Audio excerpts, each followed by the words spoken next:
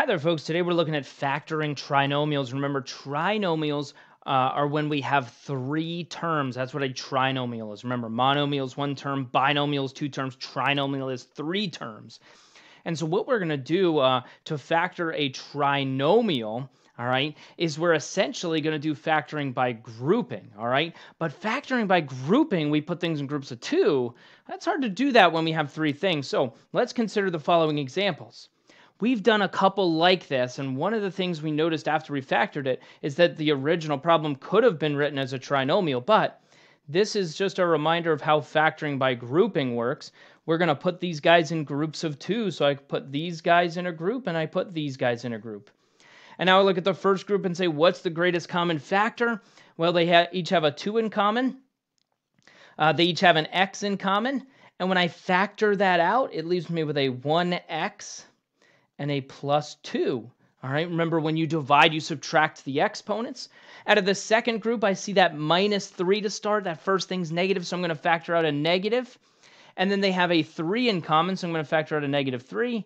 When I divide that out, it leaves me with a 1x and a plus 2. Be careful with your signs there. Negative divided by a negative is a positive. And now when I look at this thing, the thing in parentheses is the x plus 2. That's what they have in common. So essentially, I have an x plus 2, and I'm distributing a 2x and a minus 3 to that x plus 2. So this has to be a 2x and a minus 3. All right, we're undoing that distributive property by factoring. If I look at the next one, same kind of thing. This is one that could be, if I combine those middle terms, this would be written as a trinomial. All right, but to factor this one, since it has 4 terms, I can go right to factor by grouping. I group the first two, group the second two. Out of the first group, I can factor out a 2. They have a 2 in common, and they also have an x in common.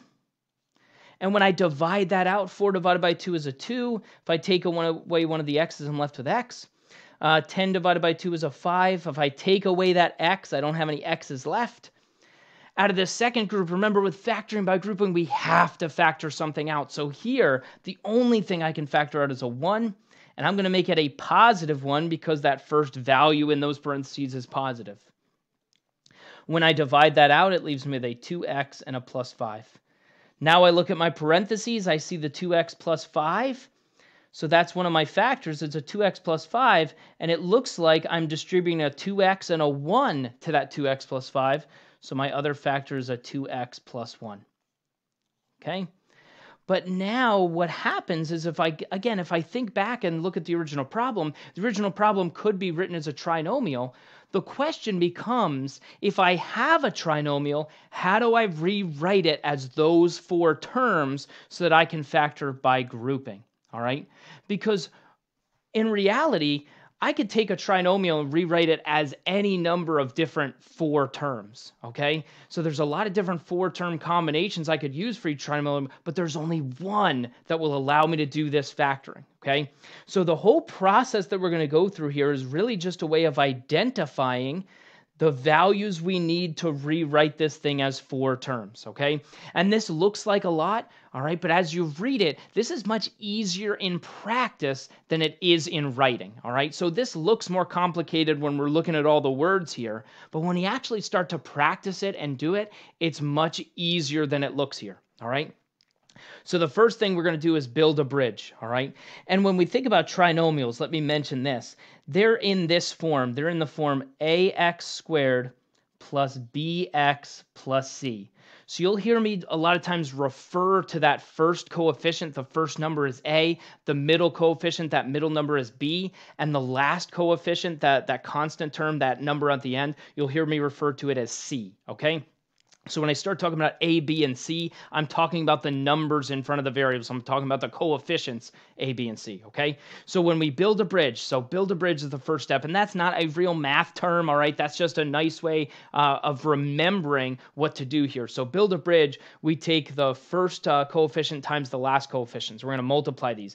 Really here it's this a value times the c value. That's why we call it building a bridge. As you see me draw that arc, it's like I'm drawing a bridge. So I take whatever the a value is times whatever the c value is, all right? The first number times the last number. That's build a bridge, okay? So I build a bridge and I come up with this value.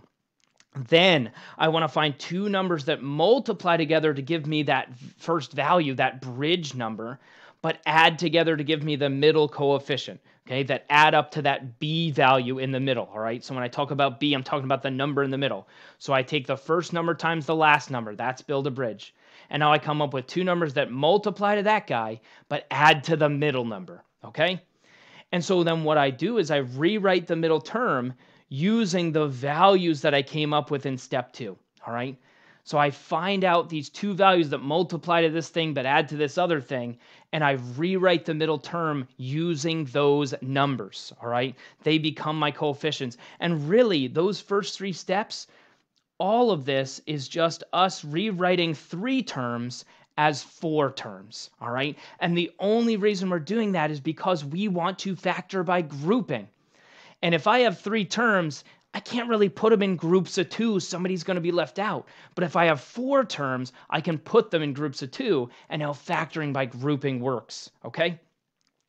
For example, if I look at something like this guy, and the signs of each of these values becomes very important here, all right? So I'm going to build a bridge. I'm going to take the first number times the last number, and it's only the numbers. Variables are not involved yet, okay? So the first number I see is 2. The last number I see is a -6.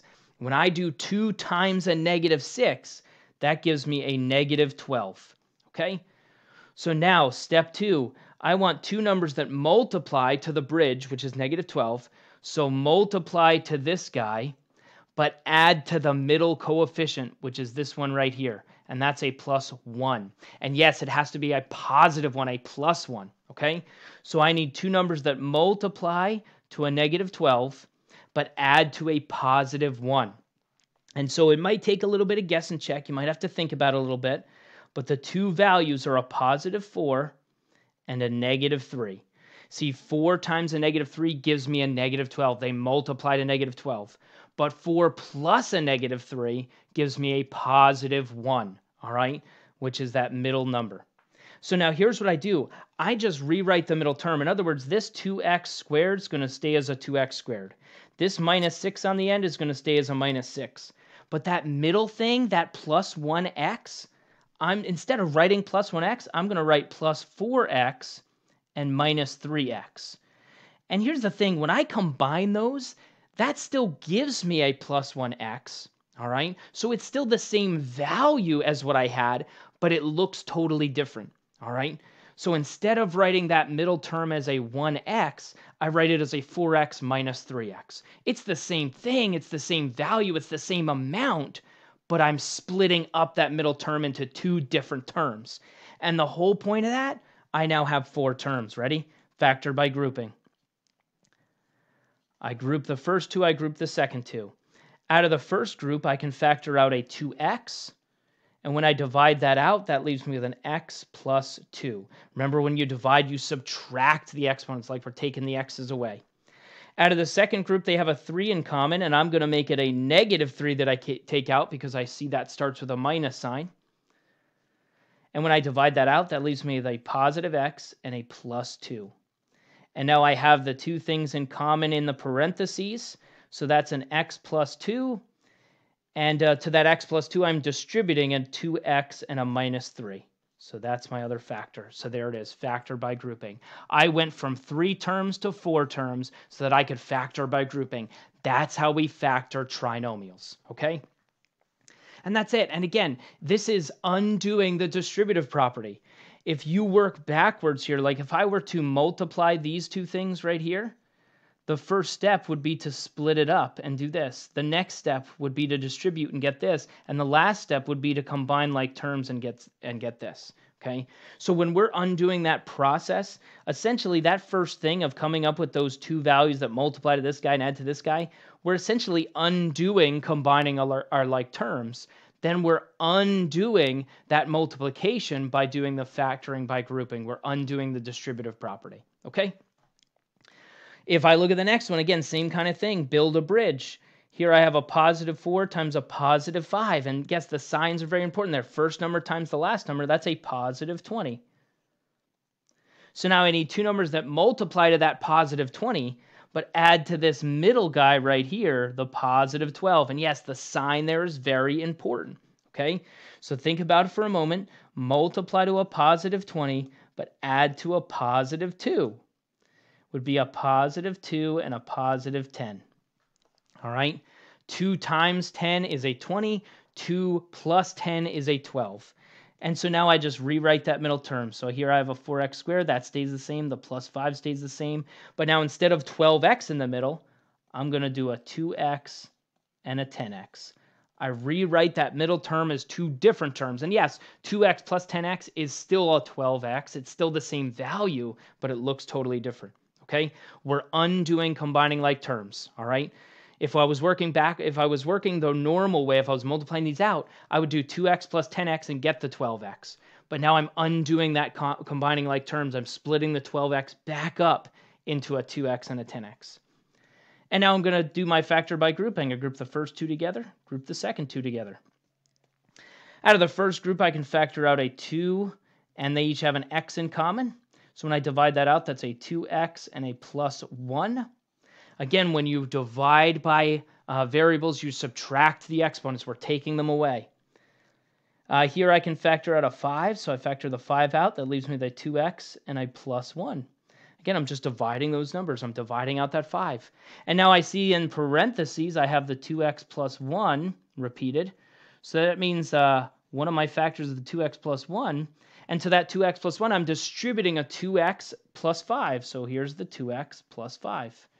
That's what I'm distributing. So to undo the distributive property, I rewrite it back as the two binomials. Okay? But that's it. That's how we factor trinomials. Okay? If I look at this next one, again, same thing. I'm going to build a bridge. First number times the last number. And again, the signs are important here. You have to use those symbols. You have to use those signs. So it's 3 times a negative 4. First number times the last number. 3 times a negative 4 is a negative 12. So now I need two numbers that multiply to the negative 12, but add to the middle. Add to the positive 11 because it's a plus 11. And so think about it for a second. You might have to do some guess and check, but it's a 12 and a negative 1. Okay?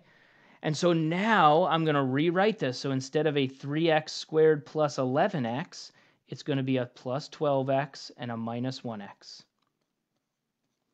And so notice the first term and the last term are still the same. The middle term just changes. Okay? Instead of 11x, it's a 12x and a minus 1x. And now I can factor by grouping. Out of the first group, they have a 3 in common. They also have an x in common, so I can factor out a 3x. That leaves me with an x and a plus 4. Okay? Dividing the numbers, subtracting the variables, subtracting the exponents. Okay? Out of the second group, they only have a 1 in common, and I'm going to make it a negative 1 because that thing starts with a minus sign. Just be careful here when you factor out a negative, changes the sign, so that's an x and a plus 4. Now I have the same thing in parentheses. That's kind of the goal of factor by grouping. So one of my factors, that was the x plus 4. And to the x plus 4, I was distributing a 3x and a minus 1. So here's the 3x and the minus 1.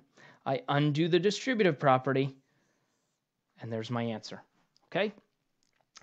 If I look at the next one, and really, these get really easy after you've done about a 500,000 of them.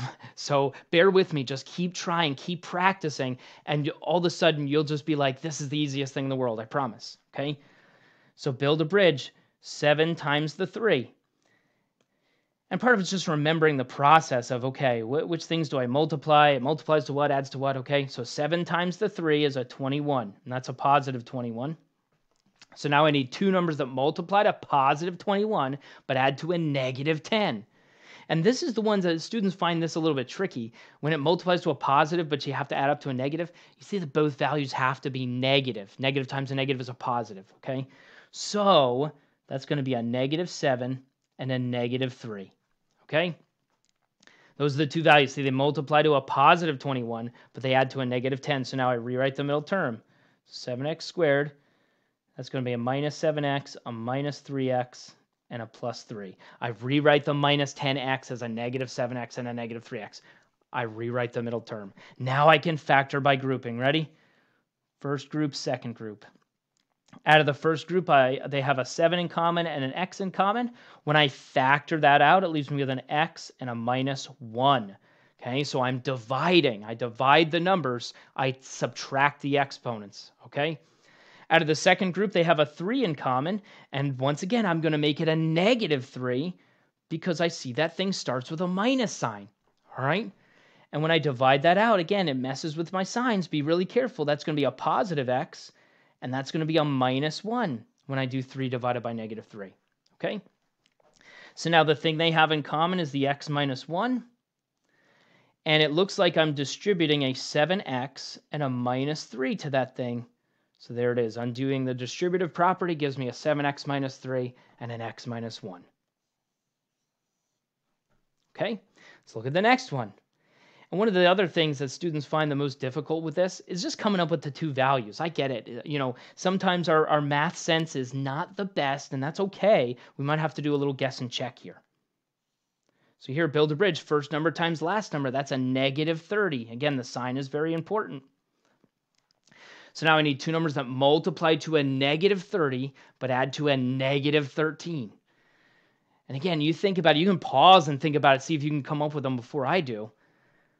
But here we go. This is going to be a -15 and a +2. All right? And so I split up that middle term. I rewrite it. So it's a 5x squared minus 15x plus 2x minus 6. And the other thing students will sometimes ask, they'll say, well, how do you know to write the -15 and then the +2? If you've been thinking that. It doesn't matter. You can do either one. You could write the +2x and then the -15x. You will get the same answer, okay? Because really, it doesn't matter what order you write these things in. Like the example above this, it doesn't matter if you have the 3x minus 1 and then the x plus 4, or if you have the x plus 4. So if you come up with an answer of x plus 4 here times a 3x minus 1, if I could write, 3's are the ones that look like this, in case you're wondering. That would be perfectly acceptable also. Okay, so keep in mind, it doesn't matter if you switch those two in terms of the order. If the two is first and then -15, you'll get the same answer. Your work will look a little bit different. Okay. Anywho, so let's factor by grouping. Out of the first group, they have a 5 in common. They also have an x in common. When I divide it out, it gives me an x and a -3. The second group has a 2 in common, and I'm going to make it a +2. So that's an x and a -3 when I divide it out. And now I can see the thing they have in common, the x minus 3. I undo the distributive property. I was distributing a 5x and a +2. So there's my 5x and my +2. Done and done. Okay. If I look at the next one, again, build a bridge. Ready? Build a bridge. Two numbers that multiply to a -24.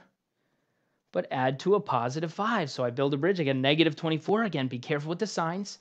Two numbers that multiply to a -24 but add to a +5. That is a +8 and a -3. So let me rewrite this. That's a -2x squared, a +8x, and a -3x, and a +12. And now once again, factor by grouping. Out of the first group, I can factor out a 2 and an x, and I'm going to make it a negative because I see that thing started with a minus sign. If you always do that, things are going to work out great for you. When I divide that out, that gives me a +x and a -4. Okay, be careful with your signs when you factor out the negative. Out of the second group, I can factor out a -3, so a -3. And when I do that, and again, I did a minus because it started with a minus. It leaves me with a +x and a -4. And now I can see the two things they have in common is the x minus 4. And when I undo the distributive property, the thing I was distributing was a -2x and a -3. I put that in my parentheses. That's my answer. Okay, so factoring trinomials, we build a bridge. We multiply the first coefficient times the last coefficient. We need two numbers that multiply to that, but add to the middle coefficient, add to that middle term. All right, we've rewrite the middle term. Now we have 4 terms. Now we factor by grouping. Okay, the ultimate goal of factoring a trinomial is to get to 4 terms so I can factor by grouping. Okay.